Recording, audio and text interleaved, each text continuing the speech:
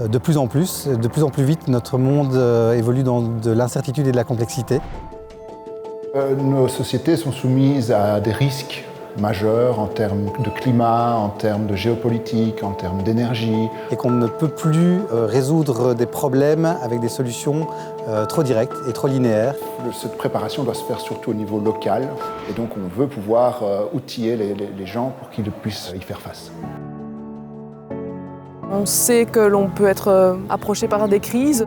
Et les territoires ont en main les compétences pour pouvoir anticiper ces potentielles crises et on veut pouvoir leur proposer un outil pour se sentir mieux à même de réagir face à ce contexte. Et notre objectif, c'est vraiment d'outiller les territoires, mais aussi en termes de processus méthodologiques pour travailler ensemble avec les habitants, avec les acteurs du territoire, dans l'idée d'aller vraiment renforcer la résilience de leur territoire.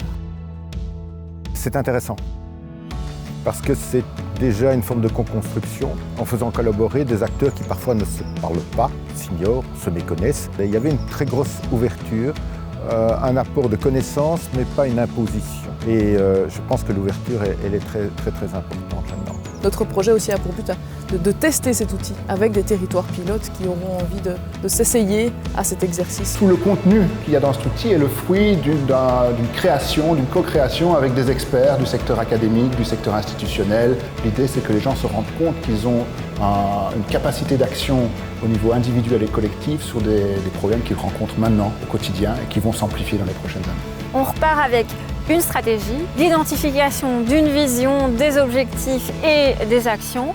Et puis, on est aussi accompagné dans la mise en œuvre des premiers pas. C'est un exercice passionnant. La complexité et l'incertitude, c'est pas très confortable au début, mais une fois qu'on commence à s'y intéresser, qu'on mélange les points de vue pour dégager des solutions communément partagées, co-construites, je pense qu'on va vraiment dans la bonne direction.